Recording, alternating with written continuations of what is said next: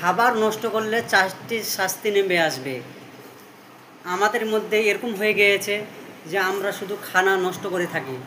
যেরকম বড় বড় হোটেলে আমরা 1 প্লেট বিরিয়ানি নিয়ে তো আবার হাফ প্লেটে নষ্ট করে দেই। এটাকে আমরা কি মনে করি, একটা বড় লোককে আমরা মনে করে থাকি যে নষ্ট করে দিলাম। না, খাবার নষ্ট করা চলবে না। কোনো ব্যক্তি যখন খাবার নষ্ট করবে, খাবার নষ্ট করে দিচ্ছে, তখন কিন্তু আল্লাহ সুবহানাহু তাআলা তার মধ্যে কিন্তু রিজিক উঠিয়ে নেবে। তার রিজিক কিন্তু কমে যাবে, সে রিজিক থেকে বঞ্চিত থাকবে, তার রিজিক থাকবে না। ওই জন্য 1 নম্বরে যারা খাবার নষ্ট করে তাদের কিন্তু রিজিক কী হবে, নষ্ট হয়ে যাবে, রিজিক কিন্তু কমে যাবে, আল্লাহ সুবহানাহু তাআলা ওর প্রতি রিজিক দিবে না। 2 নম্বর, কোনো ব্যক্তি যদি খাবার নষ্ট করে তাহলে আল্লাহ সুবহানাহু তাআলার অপ্রিয় বান্দা হয়ে যায়। কোনো ব্যক্তি যদি খাবার নষ্ট করে তার আল্লাহ সুবহানাহু তাআলা অপ্রিয় বান্দা হয়ে যায়।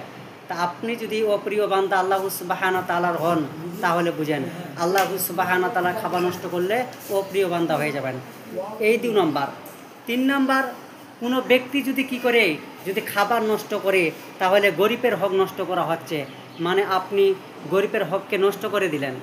যারা গরিব তাদেরকে আপনি কি করলেন, তাদের হকটা নষ্ট করে দিলেন। এবং এই খাবার অনেক লোক দেখবেন, অনেক ভিক্ষুক রাস্তার মধ্যে থাকে, কিন্তু কি খাচ্ছে না খাচ্ছে সে খেতে পারে না। আমাদের মধ্যে অনেক গরিব লোক রয়েছে, তারাও কিন্তু খেতে পারে না। আপনার বাড়ির পাশে দেখুন, আপনি খাচ্ছেন কিন্তু তারা খেতে পারে না। অথচ আপনি 1 কিলো মাংস কিনছেন, তো তার মধ্যে 300 গ্রাম নষ্ট করে দিচ্ছেন, ফেলে দিচ্ছেন। এইভাবে আপনি কি করছেন, মাংস নষ্ট করে দিচ্ছেন, যেই কোনো সবজি, ভাত, বিরিয়ানি ইত্যাদি আপনি নষ্ট করে দিচ্ছেন। তাহলে আপনি কি করলেন, গরিবের হক আপনি নষ্ট করলেন 3 নম্বরে। আর 4 নম্বর, যে ব্যক্তি খাবার নষ্ট করবে, সমাজের কাছে কি হবে, যে ব্যক্তি খাবার নষ্ট করবে সমাজের কাছে তার কি হবে, শাস্তি নেমে আসবে, আপনার শাস্তি হবে, সমাজের কাছে আপনার শাস্তি নেমে আসবে। ওই জন্য আপনি কি করবেন না, খাবার নষ্ট করবেন না।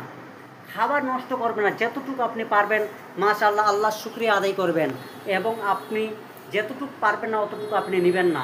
যদি আপনার খাবার কোনো সময় বেশি হয়ে যায় তাহলে আপনি ফেলবেন না, কোনো লোককে দিয়ে দিবেন, বা কম রান্না করবেন, কম খাবেন, বা যে কোনো হোটেলে যাচ্ছেন যতটুকু প্রয়োজন সেতটুকু আপনি খাবেন।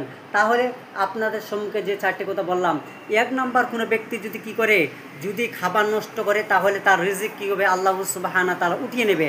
2 নম্বর হচ্ছে, কোনো ব্যক্তি যদি খাবার নষ্ট করে তাহলে আল্লাহ সুবহানাহু তাআলার অপ্রিয় বান্দা হয়ে যাবে, সে অপ্রিয়।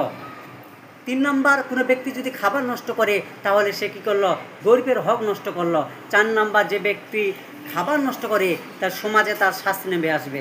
আল্লাহ সুবহানাহু তাআলা সকল মানুষকে যেন শুনে থেকে বেশি বেশি করে আমল করার তৌফিক দান দেয়, এমন খাবার নষ্ট থেকে আমরা যেন সকলে বাঁচতে থাকি। আমিন।